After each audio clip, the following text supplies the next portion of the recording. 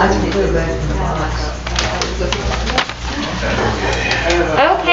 thank you all for coming. I'm Summer. I'm the curator here at the museum. Before we get started, if you could please take a second to turn off or silence your cell phone so we don't have any distractions. As for announcements, we are once again open on Sundays from 1 to 4 p.m. And Thea is actively recruiting volunteer greeters for all days of the week. So if you're interested, her card is at the back table. And coming up in September, we're going to be having the opening of our new temporary exhibit called the Cuba Connection, which is an exhibit of contemporary Cuban art. We will also have Fiesta de Santa Maria at the Farmers Market on the 18th to celebrate Hispanic Heritage Month. As for upcoming programs, our August 3rd on 3rd on the 20th will be with Carol Alexander, the founding director of the American Beach Museum. She's going to be talking about local African American history. And then our September Brown Bag Lunch will be with Lynn Lindsay from 8 Flags Auto Sports, who will talk about her experiences auto racing. Also, we've received funding for the 2021 Florida Talks grant funded by the Florida Humanities. So this will bring 3 fascinating humanities talks to the museum, which means we'll have a couple extra programs other than just Brown Bag and 3rd on 3rd. The first one will be on September 3rd, which is a Friday at 6 p.m. It's called Afro-Caribbean Migration to Florida, and it's by Magdalena Lamar. Also, if you have an evaluation sheet at your table or near you, please fill it out at the end of the program and return it to that basket at the table. So that's it for announcements, but today we have Dr. Marc Thompson. Dr. Thompson has been a professional archaeologist for more than 40 years, specializing in Mesoamerican and Southwestern studies. In addition to fieldwork, teaching, and publications, he led numerous university and Smithsonian Odyssey archaeological tours to Mexico, Central America, Western Canada, and the U.S. Southwest.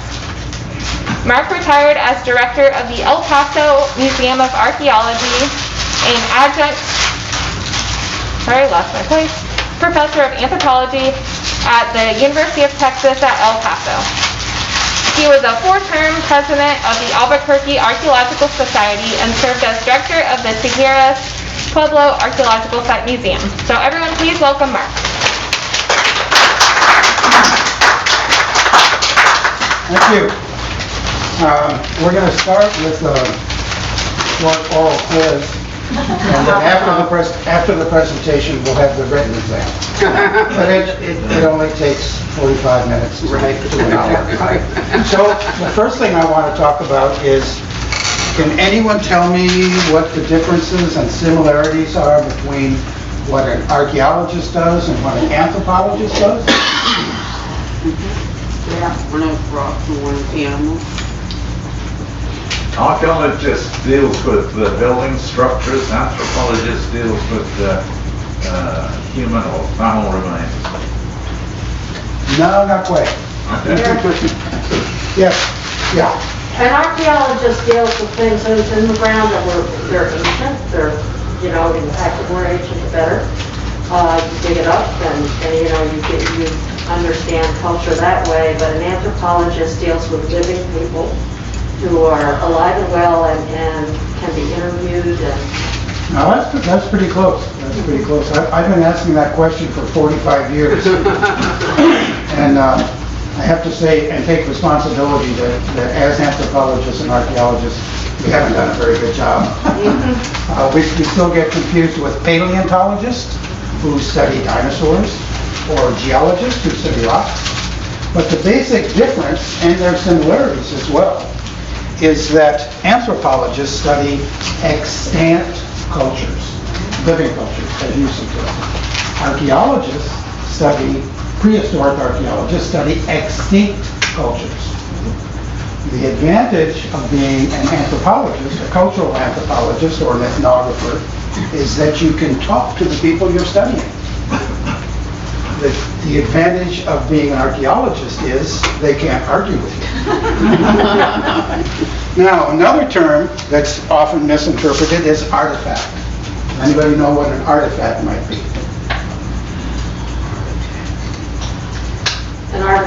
is a piece of cultural, material culture Material culture, that's good, that, okay. that either has been, in the case of archaeology, has been dug up and, studied, or it's, if you're working with living cultures, it could be a piece of artwork that's just been made. You watch it being made, but an artifact is a thing, not a person. It's Well, and you made a good distinction there. It doesn't have to be old. This is an artifact, right? Anything that is made or affected by human behavior. For instance, if you were out in the field doing what we call a pedestrian survey, looking for stuff in the ground, and you began to see artifacts and things, and then you found a fire pit, and around that fire pit were broken rocks that had obviously been fractured by heat. Those are artifacts as well, because those rocks, they weren't tools necessarily, right? But they were affected by human behavior. Building the fire actually cracked those rocks, right? All right, we've established that. Now let's look at some more vocabulary here. How about the word lithic? Has anyone ever heard that? Lithic? Exactly, stone, right? And it's used kind of inappropriately. It's an adjective. So you can have a lithic artifact, right? But archaeologists as slang talk about lithics, right? But it's a little vague because what they're saying is stone. They mean artifacts. They mean stone artifacts. And there are two types, basically, of stone artifacts. One is flaked stone. We don't use the term chip because it doesn't have a definition. Flake does, and I'll come back to that in a minute. And ground and polished stone. Right? They're two basic categories. When we talk about flakes, we're talking about you have a nucleus or a core here, or even just a round rock, and you have to strike it at an angle here, and then what comes off is what we call a flake. And it has diagnostic points. It has what's called a platform remnant, where you struck it, a little bit of that comes off. This would be the ventral surface. The outside would be the dorsal surface, and then it usually has a little swelling here, which we refer to as the bulb of percussion, and we'll see that in just a moment. Now, the kind of materials we're talking about when we're dealing with flakestone artifacts tend to be silicious. That is, they have high silica contents, right, up to 80%, for instance, right? That would include flint, chert, obsidian, jasper, quartz. They're all varieties of quartz, all of these silicious stones. They're formed under different conditions. Obviously, obsidian is volcanic glass, right? It's not the same as a sedimentary rock like chert or something like that. And then there have been arguments for years about whether or not flint exists in the New World. A lot of people, including some archaeologists I've talked to, say, well, no, it has to come from chalk beds. Well, that's nonsense. Flint also occurs in dolomite and limestone, right? So it's not unique to France and England, right? Any more than animals are necessarily unique, right? It's like the difference between a caribou and a reindeer. Do you know what the difference is? Which side of Bering Strait you're on. Right. So the difference between the two is fairly subtle. Flint can be considered a type of chert, right? It tends to be dark in color.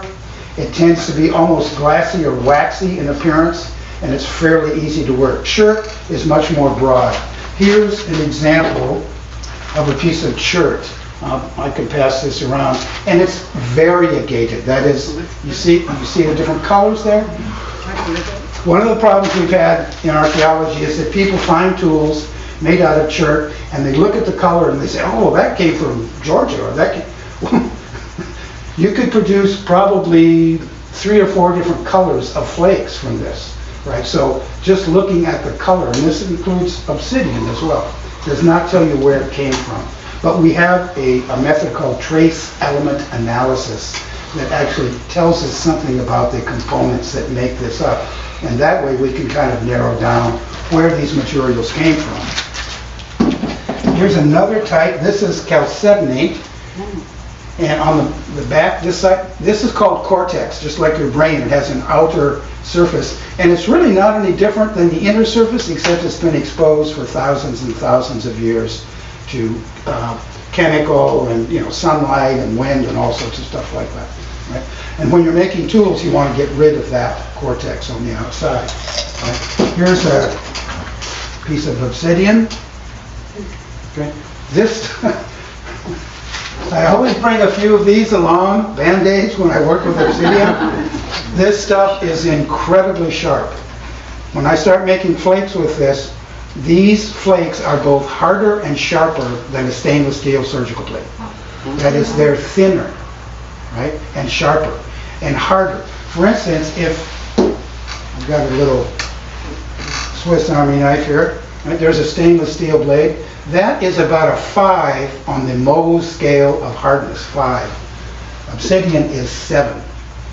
This is harder than this. So if I can sharpen my stainless steel blade with a stone, right? And little microscopic pieces of the steel will come off.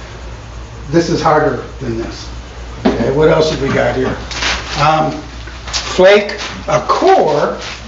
This is an example of a core. A core is a piece of stone that's had flakes removed from it, a core or nucleus, right? If nothing has been removed like this, then it's just a nodule, right? This is not a tool, and this is not a tool, and all of these flakes here are not necessarily tools. We have a nice fancy French word, débitage, right? And these are all the byproducts, and you're going to see some here in a few minutes. The byproducts of tool manufacture. This came from an archaeologist in France named Francois Borde. That's ES, but it's not pronounced Francois Borde. And he worked in Paleolithic caves and replicated a lot of the tools. And that's another part of lithic analysis, is trying to figure out how these things were made, right? Not just what they were made of. And then finally, we try to figure out use-wear analysis. Right? Here's a good example of use wear. I'll pass this around. This is a hammerstone I've been using for, 30 years. Look at the difference between this end and this end. Right? This is use wear. Right? This is quartzite. It's incredibly hard. You just pass that around, and you can see. Just pass it. Yeah, just pass it on the table. Use wear can also be done microscopically. We can look at the edges of tools that have been used and see that use wear was taking place. Part of the problem with flakestone tools is that you can produce a flake that's incredibly sharp, but once you use it, it becomes dull, and you cannot resharpen it. You can't make it sharper because you can't make it thinner, right? This is fairly obvious when people talk about hunting practices among Native Americans. They assume that they would use a stone knife, for instance, to open up a carcass. No, you would use a stone knife to cut through joints. But if you want to open up a carcass, all you need is a fresh flake that hasn't been used. It's like a razor. I mean, it's just razor sharp, and you can just hold it in your fingers, zip, right? Holding that animal up, right? If you're doing this with a knife, right, it's going to be a slow, messy process. Okay, what else have we got? Oh, fabricators. Okay, this is almost a new hammerstone. I found this somewhere. Nice egg shape, perfect for my hand. Right. This is called a hard hammer. Okay, hard hammer. It's a hammer stone. Right. This is the base of an elk antler. We call it a billet or a baton. This is a soft hammer. Right. It's softer than rock. Right. And depending on what kind of flaking you're doing, you can switch from a hard hammer to a soft hammer. And then finally, we have a deer antler tine that I've squared off here. This is for pressure flaking. You can literally press flakes off a stone.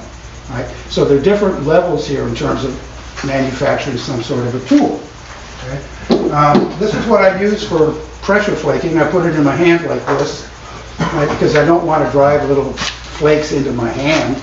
And I thought this was pretty clever. Most archaeologists who do this sort of stuff just have a piece of leather and it just sits there, but I've got this thumb hole. And I thought it was pretty clever until I saw one in a museum that was about 1,000 years old. So let's see. I also wanted to talk a little bit about projectile points. We don't talk about area heads in archaeology. We talk about projectile points. And there are two basic types. Arrowheads, which are very small. Most people just look at any sort of a triangular shaped piece and assume that's an arrowhead. Most of them aren't. They're dart points. I'll get back to that in a minute. Arrow points tend to be about 1 inch long, so they're small, right? And they're perfectly adequate for shooting a buffalo or warfare or whatever. The other type is called a dart point, and they tend to be about 1.5 inches long, and sometimes, from really early times, they're even longer. And these were on a dart, which was it's not like a dart in a bar. These things are long, and they're usually compound with a shaft, like a reed, and then a piece of wood, and then a dart point on the end. And you're thrown with this device, which acts as a lever, right? So there's a knock in the bottom, in the back of the dart, where the fletching is, the feathers are, and this little hook fits in there. So it lays out like this, so the point's going out like that. And what this does, you hold it like this, and then you throw it like that, right? Very effective. I've seen people put darts through car doors, right? It's excellent for hunting. It's not as rapid fire as a bow and arrow. Plus, you have to stand up to use it. You can't crouch down and throw it like that, right? But they were found all over the world, but eventually replaced by bow and arrows because bow and arrows were more efficient. And you could carry a bunch of arrows in a quiver, whereas it's hard to carry around a bunch of darts in your hand, okay? Let's see, what else have we? Oh, attrition. That's the term we use for wear. When we look at artifacts, and either macroscopically, that is like just looking at it or holding the you can use a microscope or even just a hand lens, and you can actually see, you can tell the difference between flakes that have been removed and wear. Sometimes the edges get rounded from use, right? But again, you can't really resharpen these things, right? Especially the flakes. There's nothing sharper than a fresh, especially obsidian flake. Incredibly sharp. And we'll do a little demonstration of that if I can talk Summer into holding on to something for a minute. Okay, now, reduction. That's what takes place when you make stone tools. It's not a perfect analogy, but if you think of pottery, that's kind of additive, right? The more you work, essentially the bigger the pot gets. You start off with coils and you build it up and it gets big. It's just the opposite. When you start making stone tools, you're reducing it. The more flakes you remove, the smaller the object becomes. And that's where the debitage accumulates. Okay? And that's what we see all over the world. Making stone tools goes back about 3.2 million years. Our ancestors have been making stone tools for that long. So there's debitage all over the world, every place you can think of that humans have been. And some of it is millions of years old, right? So archaeologists are interested in that. Pottery sherds, and unless you're from Canada or the British Isles, we don't use the term shard, right? That's for glass or other objects. In the United States, archaeologists call them potsherds, and you may be assured of that. So you've got these two different categories. You've got potsherds and lithic debris, basically, or debitage. The deposits of this are just found everywhere. And today, when I start breaking rock, I'll be creating like a little archaeological site, right? For instance, if the hurricane came and the roof came down here after we'd all left, right, and we hadn't cleaned up, years from now, somebody might find this little collection of debitage, flakes and things, and say, this doesn't fit with the building. There's something wrong. But a really good archaeologist would say, yeah, but I can tell that guy was right-handed. He's about 160 pounds, blue eyes. Not quite that good. But people do study things like that, and you can tell from the pattern whether someone was right-handed or left-handed. Right? So there are always possibilities like that in determining what sort of site you're looking at. If it was just a single incident like that, we would call it a lithic scatter that represented a reduction locus. You see how archaeologists love Write that down. Yeah, write that down. And multiple loci, that'd be more than one. Archaeologists just, and other scientists, just, if we can find a Latin word, like lithic, let's use that. Let's make it science-y if we can. Okay, what else here? Oh, yeah, this thing. This is a dart thrower. Does anybody know what we call these? Anyone ever heard a word that starts with A? Usually pronounced aggle? No? Well, it's a Nahuatl word. It's the word spoken by the Mexica. Aztec is a made-up word. They never called themselves that. It came from Von Humboldt. They were Mexica, from which comes the word Mexico. Exactly right. Exactly right. Yeah. This is an A-H-T-A-L-T-L. The L is hard to pronounce. People say, I can't pronounce it. I said, well, just change that A in Atlanta to Atlanta, and it's very close. The TL is very difficult. When the Spanish heard those words with a TL on the end, they said, we're just going to change it to an E, right? It's a lot easier. Right? So you go from the Nahuatl word, aguacate, to aguacate, Spanish, and then in English, avocado, right? So you've got this this interesting transition going on, right? And it's just, when the Spanish came, they saw this animal running around, it's not a dog? No, it's not a wolf. Coyote, with a TL, coyote, right? And that becomes coyote, and then in Texas, coyote. It's a coyote. So, have we covered all the vocabulary here? Because I don't want these to be on the exam and not have talked about them, so I'm pretty sure we've got that. Okay, now, here is something that's a little hard to grasp, but it's a useful analogy. The rocks that we're talking about here, the siliceous stones, can be conceived of as brittle liquids. What? Can you think of another brittle liquid? Ice, exactly right, exactly right. Even though these are hard as stone, they behave somewhat under certain conditions like brittle liquids. And by that, we'll use some examples. You see the little kind of target-like thing there?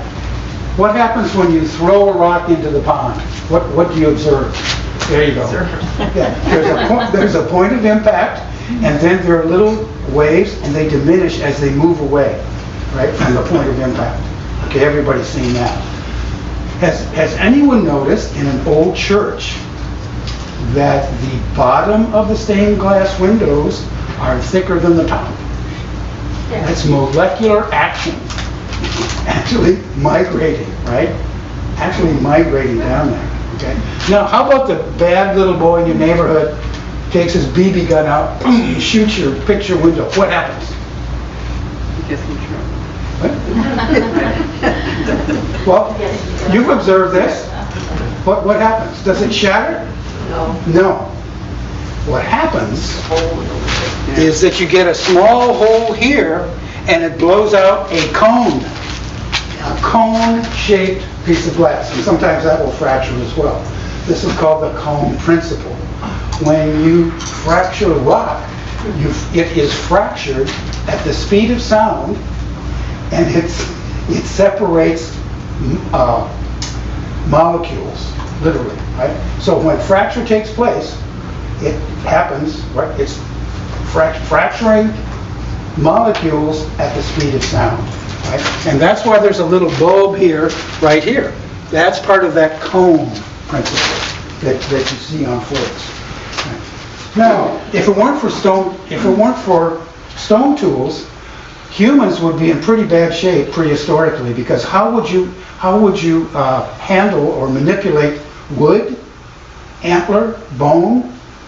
It'd be very, very difficult. We don't have big sharp teeth, right? But what we do have is a precision grip. We have an opposable thumb. Now chimps, our closest relatives, also have a thumb like that, but it's considerably shorter than what we would call our index finger. So they have a power grip. They can hold on to something better than we can in some ways. But even though they can articulate, right, a little bit, they can't articulate the way we do. We have a precision grip, right? And that allows us to manipulate stones and manufacture tools. Chimps can make sort of primitive tools. You know, they can chew on a stick and make it kind of pointy and then go into an ant colony or something like that. But they can't sit down and make stone tools. Right? Our ancestors did, right? Because again, they had that precision grip. Okay? So let's look at. I don't know how this one is going. This is going to behave. Sounds kind of clunky. So the first thing I'm going to do is kind of look at, this is Chalcedony, which again is highly siliceous, and when we make flakes of this material, they're actually translucent. You can hold them up to the light and some light will pass through. So I'm going to see, all I'm doing here is kind of preparing a platform and just roughing this up a little bit.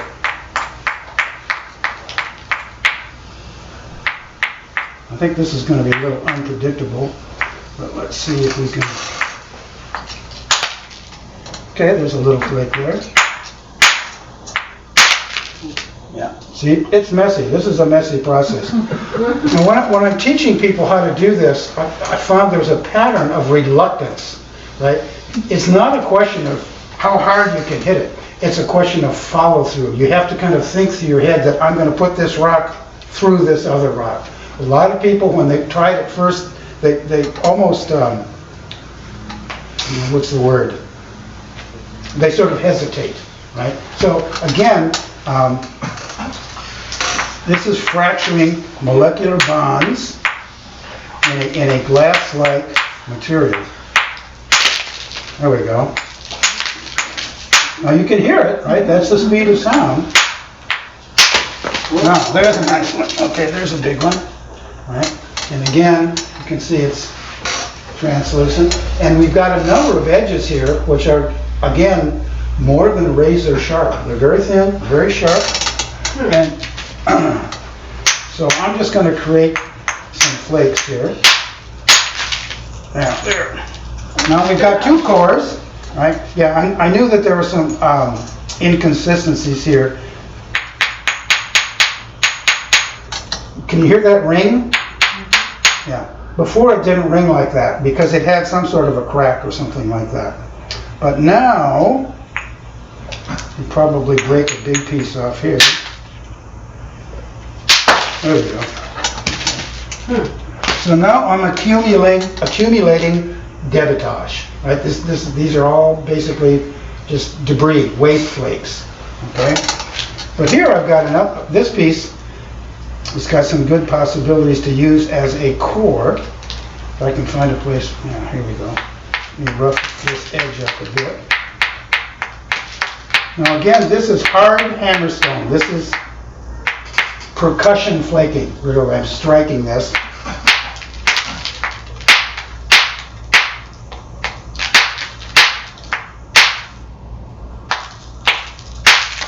Doesn't seem to want to.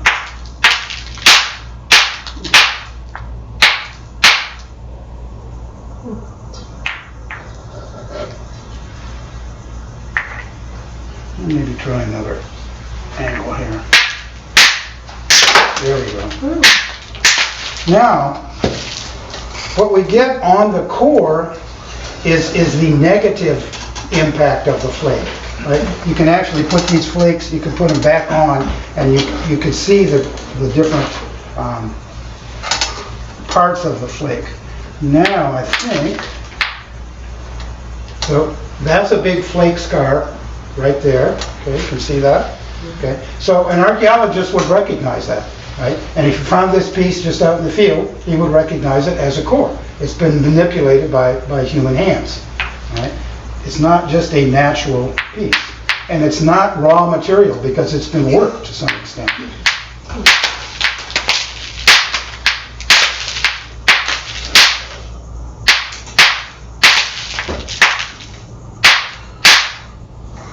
Okay, now let's see what we've got. So we've got some large flakes, some small flakes. One way behind you. Oh, That's your good one, I think. yeah, that's a good one. Now, so here we have an unaltered flake. Right, it's got all the characteristics. It's got at least 3 good edges here that could be used for cutting, etc. But we could make something out of that that's not used for cutting, and we can do some soft hammer. This is the antler billet. Right? And when I strike, this is a ventral surface. When I strike this surface on the edge, the flakes are going to come off the opposite surface. They're going to come off the dorsal surface. Okay? So let's try a little bit of this. I just rotate this again. And again, this is not something chimps could do. They couldn't hold tools like this and manipulate these things. So the flakes that are coming off here are considerably smaller than anything I've manufactured before here. But you can hear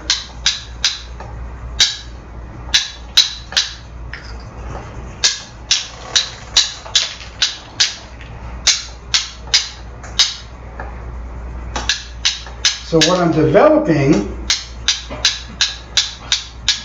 and it'll become apparent in a minute, unless it's more apparent than real, is a tool that an archaeologist would recognize All the way on the bed. There we oh, go. there it is. As a scraper, right? This would be useful. It could be held in the hand, or you could actually haft it between a couple pieces of wood, and you could scrape a hide with it, right? You don't want to penetrate the hide. You want to scrape the material on the inside of a hide, for instance, right? Before you chew on it and really soften it up, right? So you want a tool that's not going to lacerate it, but to scrape it and incrementally remove material, okay? Now, let me make at least one obsidian flake here. And you can see now, it's pretty obvious since this stone is really dark, we've got a wear pattern going, right? Any archaeologist would recognize that. Let's see.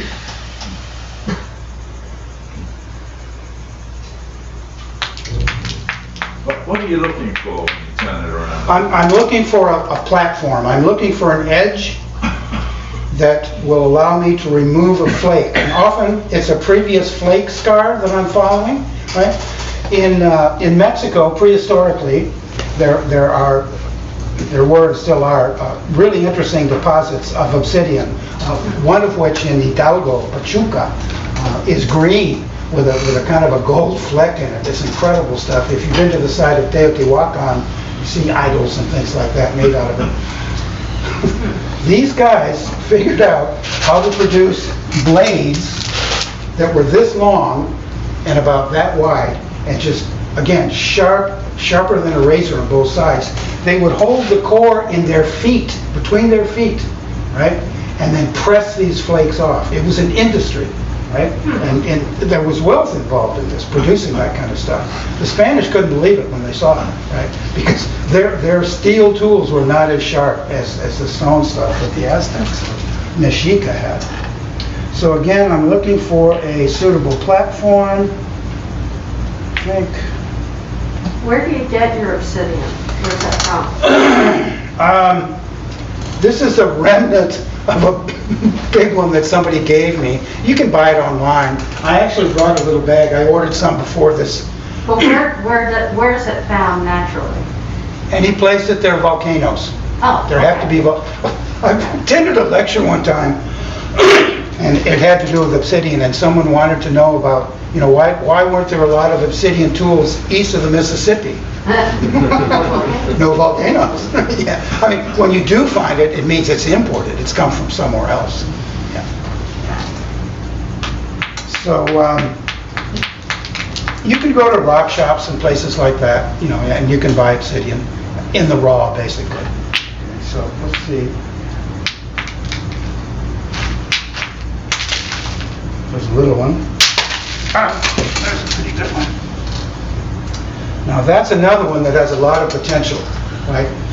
It's not a blank or a preform, right? It's simply a flake, but it can be manipulated, right, into different. You could make a projectile point out of it. You could make a scraper, right? There are all sorts of things you can do with this.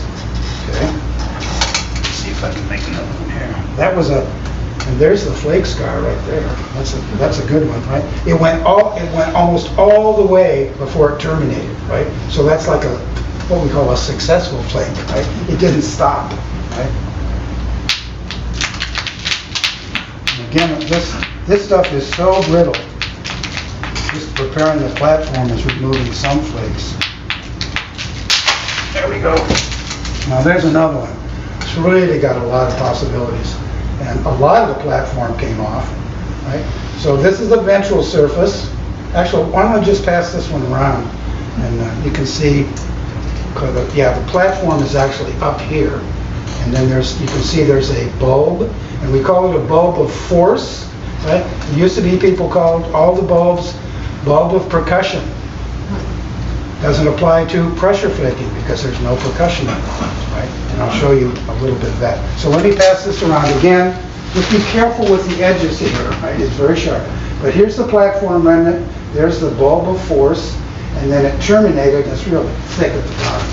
So just be careful with it. Don't grasp it too tightly.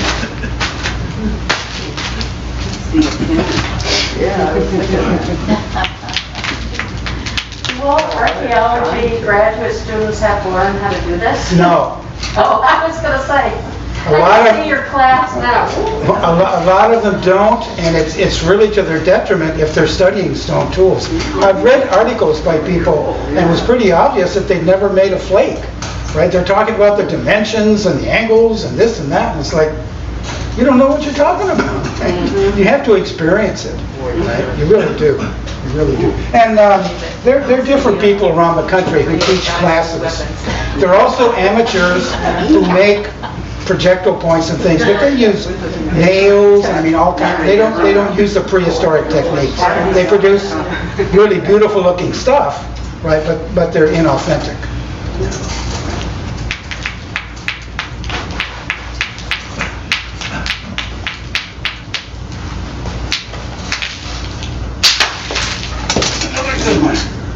Okay, we can pass this one around too. And again, here's the ventral surface. You can see the little bulb of force right there. And then the other side is the dorsal surface. Okay. Now, let's see if we can get Summer. You come over here. I'm not going to cut you, I promise. I want you to hold on to this real tight. Really, really tight. There's my edge here. Here. Oh, here. I'll take this one. You haven't seen it. That's a good one. So we've just got a piece of leather here. Just want to show you. Wow. That's sharp. Wow. That is, and again, this has not been modified in any way.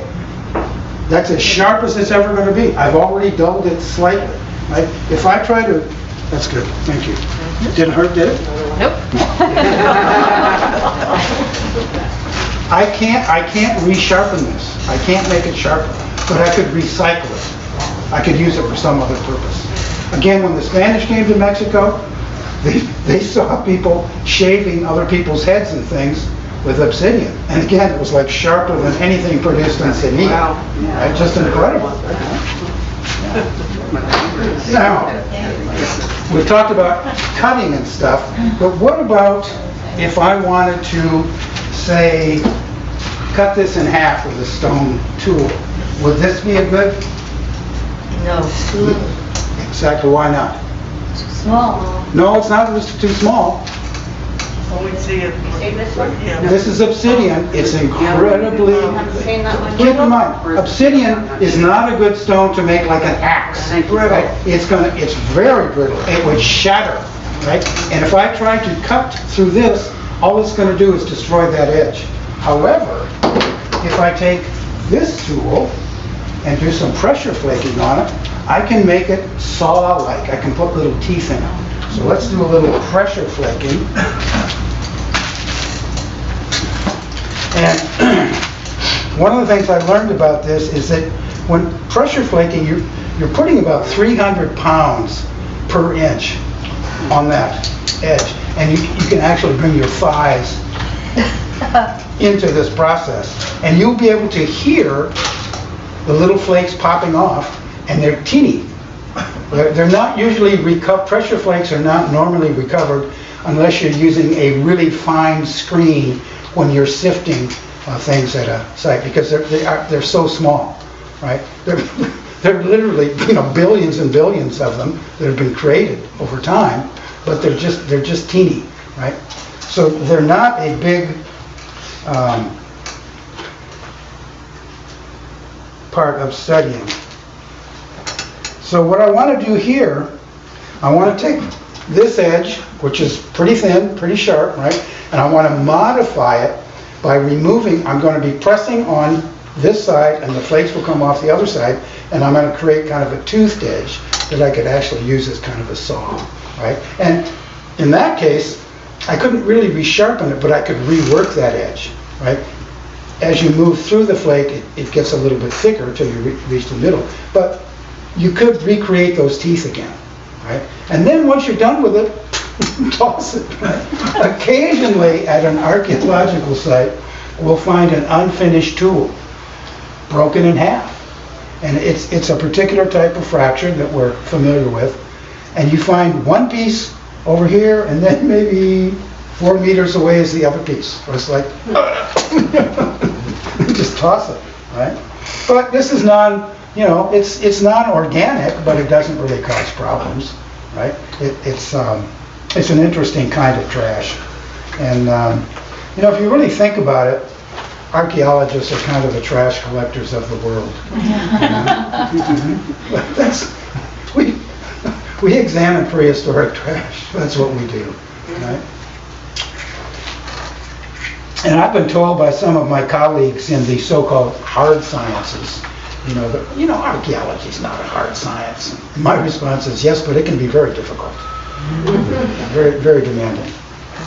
All right, so this is how I'm going to hold this in like this, just exposing that edge, and I'm literally going to press off flakes. So this is pressure flaking, and just listen. Can you hear that? Mm-hmm.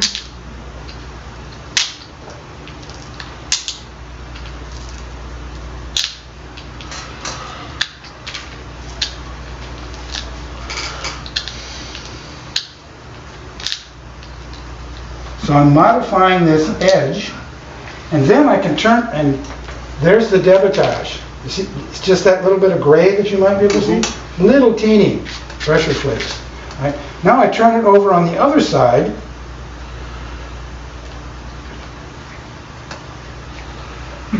So now I'm working on the dorsal surface, and I'm going to take little teeny flakes off the ventral surface.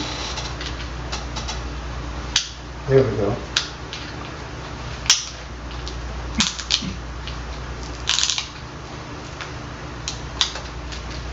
And again, the reason for the leather pad is I don't want to drag those little teeny flakes into my palm. Right? So what I've got now is, you can actually see, you see the little teeth there? Yeah. Okay. Now those aren't going to last very long, right, if I start working on this antler here, but much more efficient than just a unmodified flake. Okay?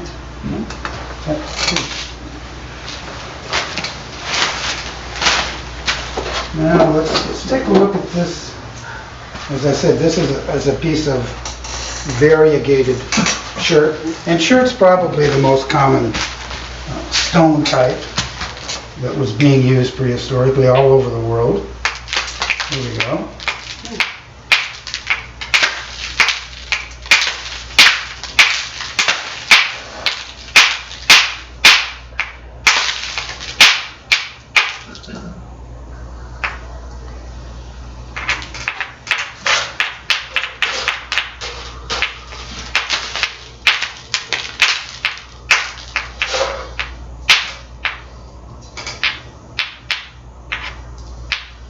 There we go.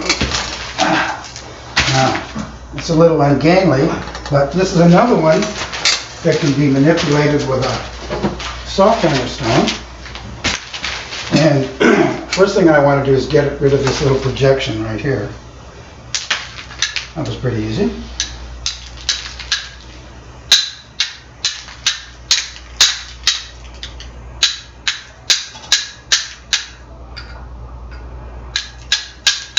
So again, I'm striking this flake on the ventral or inside surface, and the flakes, little flakes, are coming off the dorsal surface. I'll pass this around in a minute so you can see that.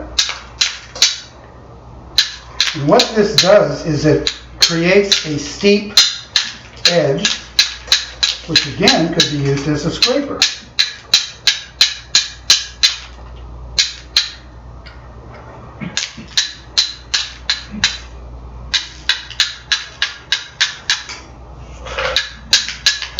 Now, any questions on what you see so far? Everything perfectly clear? She's got the exam.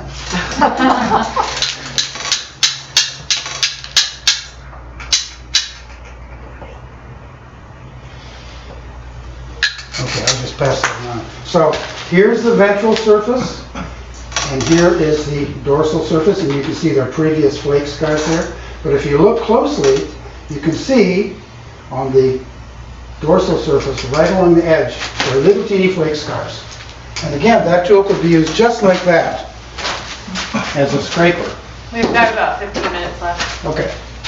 What are you Now, gonna use this for? I mean, just, what? to scrape, like if you butcher an animal, right, and you want its hide, right, you have to remove viscera and other things from the hide, the inside of the hide. But you don't want to slash the hide. You don't want to cut through it. You want to remove material. So you carefully, right, and this, as I said, this could be hafted in a piece of wood. You could put a handle on it for more leverage, right? This is fairly simple stuff, Yeah. you know. So, the other thing I wanted to show you were some examples. Actually, I don't know if you want to, I can pass this around. Some examples of different kinds of stones. So this is chert. That's a chert flake, and it's 100% cortex. It's what we call a primary flake. It is literally one of the first flakes taken off a cobble. So it's a primary flake. It's covered on the dorsal surface with cortex. Here is another chert flake. Was from the same source. This was from my MA work in Mexico.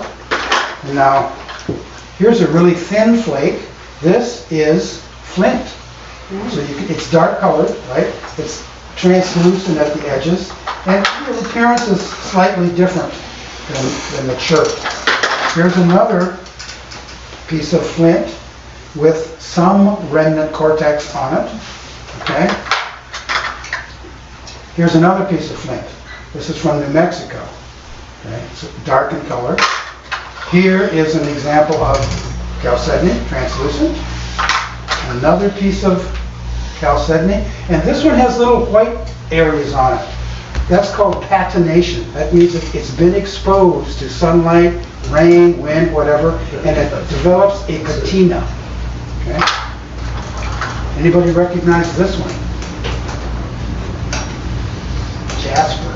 It's called jasper. Oh, yeah. Okay? Yeah, you've heard of that. Here's another piece. It's a little teeny, it's a little teeny core. The term exhausted core came up from time to time. And this one's exhausted. You cannot make it. But sometimes, they're just tired. Or retired, right?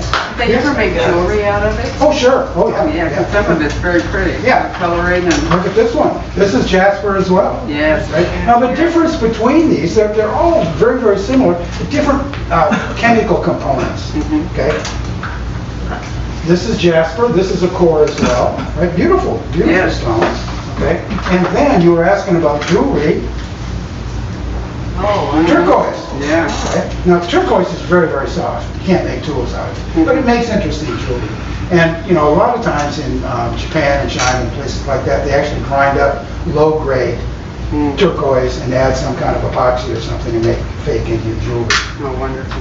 Here is this is a really nice flake from the last time I did this, obsidian. And again, you can see all the attributes I talked about. There's the platform remnant, right? And then on the other side, the dorsal surface. This stuff is this is rhyolite. This is a volcanic stone. It's very hard to work, but incredibly durable.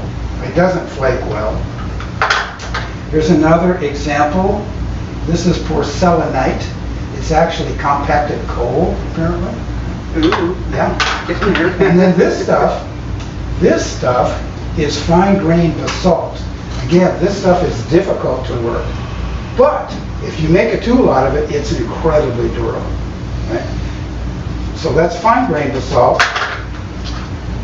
This is what's called vesicular basalt. It has little gas pockets in it. Worldwide, this was the preferred material for grinding stones, milling stones, right? Whether it was corn in the New World or rice in Asia, right? And the reason for that is when you make have you ever heard of a mano and metate? Those are the terms that we use in the Southwest. Mano in Spanish means hand. Yes. That's the grinding stone. And then the metate is the flat basin or piece that you grind on, right? One of the things that happens is that as you work stone like that, right, it becomes smooth and you have to repeck it. But if you're using this kind of stone with the gas pockets in it, you don't have to do that. It's built in. So that's volcanic also. It's volcanic also, yeah. So again, we make that distinction between flake stone, which you see me doing here, and ground stone. Now when you leave today, if you go down to the Timucua exhibit, you'll see some examples of projectile points, right? They're dark points. I'm not sure, there's a really big one in there, which definitely is not an arrowhead. In fact, it may not even be a projectile point. It looks like a projectile point, but it's huge. Probably was hafted as a knife or something. You'll also see some greenstone objects. Right? There's chert available in Florida, to the south and east of us here. Right? There's no volcanic stone in Florida. None. No igneous stone. Right? But in that same little case, you'll see some greenstone, polished greenstone, in the shape that we call a celt, C-E-L-T. And these were used, for instance, in the manufacture of a canoe that you'll see there, right, as axes. An axe, the blade is in line with the handle. Adzes, where the blade is perpendicular to the handle. That would be perfect for carving out a canoe, right? And it's chisels. If you look closely at some of those greenstone celts, some of them on the pole end, rather than the bit end, show wear. That suggests they were held in the hands and struck probably with a wooden mallet, right? Again, for carving wood and things like that. Okay.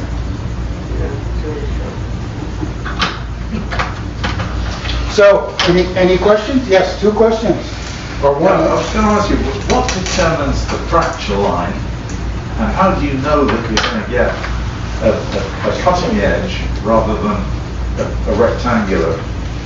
Well, it has to do again with the way you hold the object piece or the core or the nucleus, right? You have to hold it at an angle so that you're not just banging on. If you're just banging on the rock, the most you could do would be to break it, right? What you want to do is catch it on an edge like this so that you're literally just taking it. It's like shaving off a flake, okay? But the material has to be appropriate, highly silicious under most circumstances, and it can't be in bad shape. And that's why I was tapping on that one piece. If you don't get a nice ring out of there, that means there's some internal inconsistencies, and it's not going to behave properly. Right? It's not. And then the other thing is, if you're very careful, you can work around the edges, creating more and more little platforms, right? And take edges all the way around. It's called fracture mechanics, basically. Right? So usually when I forgot to do this, usually when I begin these, I say I'm really happy to see all you folks here for this presentation on astrophysics. Oh no, maybe it's archaeology this time. Yes. With your hammer stone, which is very nice and smooth and fits into your hand, are they sometimes found naturally just by weathering? Well, they're always found. And the reason I say that Yes. is because I have found a stone, a nice stone that fits into my hand perfectly, and there's even a little hole for my thumb. Yeah, And I just wonder, would that be weathering or it's just natural. I've had people come in and show me stuff saying, well, this obviously was pretty fun. Right. It's just a rock. It's just rock.